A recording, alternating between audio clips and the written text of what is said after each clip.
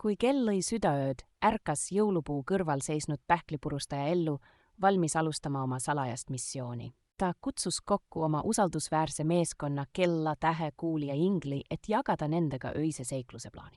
Pähklipurustaja juhatas oma meeskonda ettevaatlikult läbi elutoa, vältides hoolikalt magavate pereliikmetega kokkupuudet.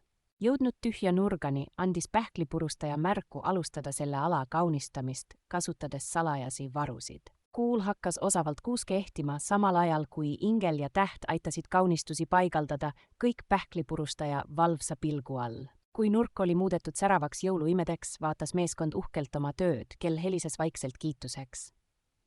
Järgmisena suundus grupp kööki, valmis levitama jõulurõõmu ka seal. Köögis asus meeskond innukalt tööle. Pähklipurustaja seadis üles piparkoogimaja, Kuul kattis aknalaua tulukestega ja Ingel riputas ukse kohale mürdikimbu. Lõpuks asetasid nad lauale taldriku täie küpsiseid ja klaasi piima koos käsitsi kirjutatud märkusega jõuluvanale. Kui koiduvalgus hakkas aknast sisse paistma, naasid pähklipurustaja ja tema meeskond oma kohtadele, jättes maha imeilusa jõulumaailma ootamas pere ärkamist.